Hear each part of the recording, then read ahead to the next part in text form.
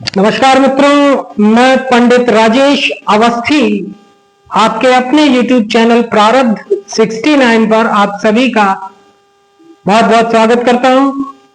मित्रों, सबसे पहले नव वर्ष की आप सभी को बहुत बहुत बधाई।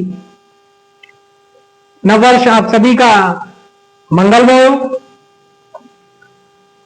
मित्रों, वर्तमान में सूर्य धनु राशि पर अपने अंतिम अंशों में गोचर कर रहा है और 14 जनवरी 2025 को यह मकर राशि में प्रवेश करेगा। तो कुंभ राशि वाले जातकों पर इसके जो एक माह का गोचर है 14 जनवरी से 12 फरवरी तक, उसका क्या शुभाशुभ परिणाम मिलेगा कुंभ राशि के जातकों को, आज इस पर एक चर्चा करेंगे। मित्रों, सबसे पहले जान लेते हैं कि सूर्य कब मकर राशि में प्रवेश कर रहा है। 14 जनवरी 2025 को प्रातः 8:56 पर सूर्य उत्तराषाढ़ा नक्षत्र में द्वितीय चरण में प्रवेश करेगा, जो कि सूर्य का अपना ही नक्षत्र है। और इसी के साथ सूर्य का मकर राशि में प्रवेश हो जाएगा और साथ में 14 जनवरी 2025 को ही माघ मास की पहली तिथि मंगलवार से कुंभ महापर्व प्रारंभ होने जा रहा है। तो कुंभ राशि मित्रों, सबसे पहले हमेशा की तरह यह समझ लीजिए कि आपकी जन्म पत्री में चंद्रमा कुंभ राशि अर्थात 11 नंबर की राशि चक्र की जो 11वीं राशि है कुंभ राशि, जो शनि की मूल त्रिकोण राशि है, इसमें शनि 0 से 20 अंश तक मूल त्रिकोणी, शेष 21 से 30 अंश तक सराशिस्त रहता है। इसमें आपका चंद्रमा जो आपकी लग्न कुंडली है, जो आपकी जन्म कुंडली है, उसमें चंद्रमा बैठा हुआ है और वही आपकी चंद्र राशि है, वही आपकी जन्म राशि है। और गोचर के ग्रहों का, वर्तमान के ग्रहों का विचार उसी चंद्र राशि को लग्नवत करके गोचर के ग्रहों का अध्ययन किया जाता है। तो आपकी जो कुंभ राशि, जो चंद्र राशि है, वही आपकी चंद्र लग्न है और गोचर के ग्रहों का जो वर्तमान में ग्रह आकाश में सूर्य की परिक्रमा कर रहे हैं, उनका विचार इसी चंद्र लग्न को आधार मानकर किया जाता है। तो कुंभ राशि के जो जातक हैं, स्त्री पुरुष, उन पर सूर्य के मकर राशिगत गोचर का क्या प्रभाव पड़ेगा। मित्रों, सबसे पहले तो यह समझ लीजिए कि कुंभ लग्न कुंभ राशि से सूर्य सप्तमेश केंद्रेश होकर शुभ फलदायी होता है। अगर केंद्र का स्वामी पाप ग्रह होता है तो वह अपना पापत्य त्याग देता है और शुभ फल देने की स्थिति में आ जाता है। परंतु सूर्य यहां कुंभ राशि से द्वादश स्थान में प्रवेश करेगा,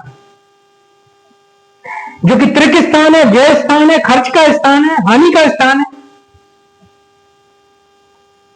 तो अब कुंभ राशि वालों के लिए यह गोचर, जो एक माह का गोचर है, वो क्या परिणाम देगा, इस पर एक नजर डाल लेते हैं।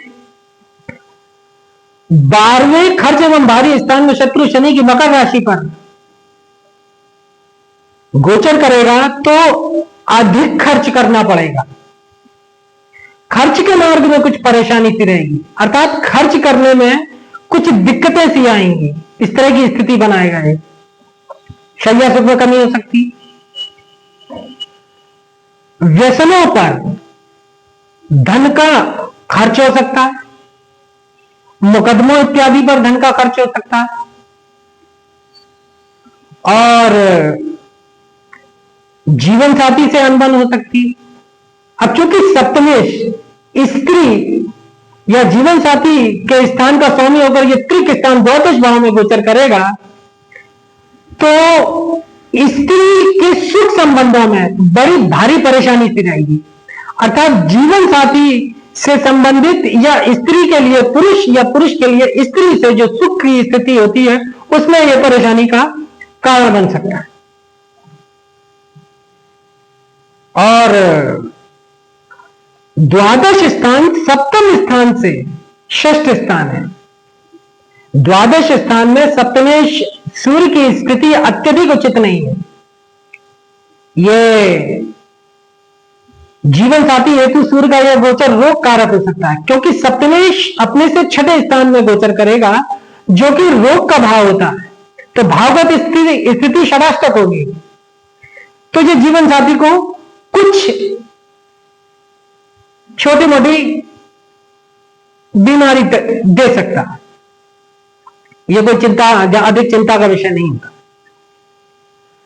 सप्तम स्थान और द्वादश स्थान ये दोनों विदेश स्थल और विदेश यात्राओं से संबंधित स्थान होते हैं। सातवां स्थान और द्वादश स्थान ये दोनों विदेश से संबंधित स्थान होते हैं, विदेशवास से संबंधित, विदेश यात्राओं से संबंधित। और सप्तमेश का द्वादश स्थान में गोचर रोजगार के कारणों से या अन्य किसी और कारण से जातकों को विदेश गमन करा सकता है। और सप्तम स्थान साझीदारों का होता है, भागीदारों का होता है। तो सप्तमें जब त्रिक स्थान द्वादश स्थान में गोचर करेगा तो भागीदारों से अनबन या कलह की स्थिति भी बना सकता है,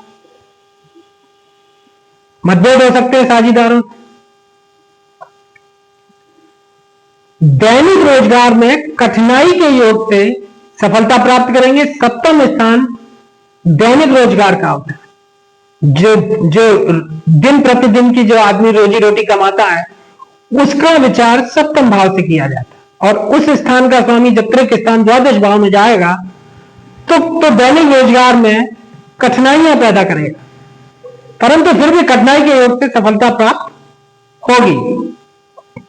अब चूंकि दैनिक रोजगार का स्वामी बाहरी स्थानों में, बाहरी स्थान द्वादश स्थान में गोचर करेगा तो बाहरी स्थान में रोजगार की शक्ति बनेगी, अर्थात बाहरी स्थान में रोजगार की संभावनाएं बनेगी। ये एक माह का गोचर बाहरी स्थान में नौकरी या आजीविका के साधन पैदा कर सकता है।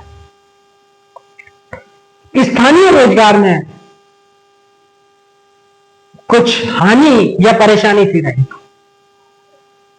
जीवन साथी से झगड़ा या अलगाव की स्थिति भी बन सकती है, क्योंकि सप्तम स्थान जीवन साथी का होता है। मूल रूप से ये विवाह का स्थान है, शादी का स्थान है, जीवन साथी का स्थान है। स्त्री के लिए पुरुष का, पुरुष के लिए स्त्री का, स्त्री के लिए पति का, पति के लिए स्त्री का, पत्नी का स्थान होता है। और इस स्थान का स्वामी होकर सूर्य 12वें भाव में जाएगा, सेपरेशन के भाव में जाएगा, अलगाव के भाव में जाएगा,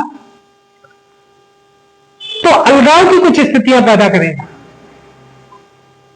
गृहस्थ के मार्ग में कठिनाई का योग मिलेगा। कहने का मतलब ये, सातवीं मित्र दृष्टि से शत्रु रोग और ऋण के स्थान को मित्र चंद्रमा की कर्क राशि में देख रहा है, इसलिए शत्रु पक्ष में कुछ प्रभाव प्राप्त करेंगे, क्योंकि वो शत्रु राशि में होकर देख रहा है। तो शत्रु पक्ष में कुछ प्रभाव रहेगा और झगड़े झंझटों के मार्ग में कुछ सफलता का योग प्राप्त करेंगे। गृहस्थ सुख में विवाद हो सकता है, व्यभिचार की स्थिति बन सकती है। सप्तमेश जो रति का भाव है, काम का भाव है, विषय वासना का भाव है, अगर उसका स्वामी द्वादश या द्वितीय भाव में गोचर करता है तो व्यभिचार की स्थितियां बनाता है। व्यभिचार की स्थिति भी बन सकती है, संभावना है। और पत्नी की व्याधि या उसकी महंगी चिकित्सा पर अधिक खर्च हो सकता है। जीवन साथी की बीमारी या महंगी चिकित्सा से चिंतित हो सकते हैं। पत्नी द्वारा सुख सामग्री के उपकरण जुटाने पर धन का अपव्यय हो सकता है, अधिक खर्च हो सकता है।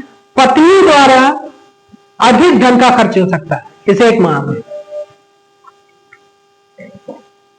या पत्नी पर अधिक खर्च हो सकता है किसी भी कारण, अन्य महिला पर धन का खर्च हो सकता है, अपने वासनात्मक तृप्ति के लिए किसी अन्य महिला पर धन का खर्च हो सकता है, क्योंकि सप्तम स्थान जब व्यय, सप्तम जब व्यय स्थान में जाता है तो इस तरह की स्थितियां बनाता है, हो सकता है। व्यर्थ के कार्यों पर धन का खर्च हो सकता है। धनेश लाभेश गुरु की व्यय स्थान और सप्तमेश सूर्य पर दृष्टि सप्तम और व्यय दोनों स्थानों से संबंधित कारकत्वों पर धन का व्यय कराएगी। धनेश लाभेश गुरु जो कि धन भाव का अधिपति होकर व्यय स्थान और व्यस्त सूर्य पर दृष्टि डालेगा, तो इन्हीं सब मार्गों में जो मैंने बताया है इसमें धन का सामान्य रूप से व्यय कराएगा ही कराएगा। लेकिन ये गोचर के ग्रहों का प्रभाव है जो वर्तमान में ग्रह चल रहे हैं, ये एक तरफ से व्यक्ति के जीवन पर प्रभाव डालते हैं और दूसरी तरफ से जो आपकी मूल जन्म पत्रिका है, जो आपकी लग्न कुंडली है, उसके ग्रहों का आपके जीवन पर प्रभाव पड़ता है। तो लग्न कुंडली में जो जो जो आपकी मूल जन्म पत्रिका है उसमें सूर्य किस स्थान का स्वामी है, किस स्थान पर बैठा है, किस स्थान पर गोचर कर रहा है, उससे भी विचार करके किसी नतीजे में पहुंचा जाता है। ये तो केवल लग्न के, ये तो केवल राशि से गोचर के ग्रहों का अध्ययन किया जाता है। और चंद्र लग्न जो कि राशि से जो गोचर के ग्रहों का अध्ययन किया जाता है, इनका भी जन्म लग्न के समान ही इसको प्रधानता दी गई है, क्योंकि गोचर के ग्रहों का जो अध्ययन किया जाएगा वो जो प्रधान रूप से चंद्र लग्न से ही किया जाता है। तो अगर आपकी कुंभ राशि है और आपकी अगर कुंभ लग्न है, आप कुंभ लग्न में ही पैदा हुए हैं, तो इस तरह की स्थितियों की संभावना अधिक रहेगी या नियमाधिक होकर स्थितियां बनेंगी। कोई बहुत ज्यादा आवश्यक नहीं है कि इसी तरह की स्थितियां बने। अगर आपकी जन्म पत्रिका में, जो मूल जन्म पत्रिका में शुभ ग्रहों की दशाएं चल रही है या अच्छे ग्रहों की दशाएं चल रही हैं, या जो महादशा, अंतरदशा, प्रत्यंतर दशा चल रही है वो अच्छे ग्रहों की चल रही है और वहां अगर स्थिति अच्छी है तो इस तरह के गोचर के ग्रहों का न्यूनाधिक प्रभाव होकर समाप्त हो जाता है। तो कुंभ राशि के जातकों के लिए आज के वीडियो में इतना ही। अगर वीडियो अच्छा लगा हो तो चैनल को लाइक करें, शेयर करें और सब्सक्राइब अवश्य करें। नमस्कार।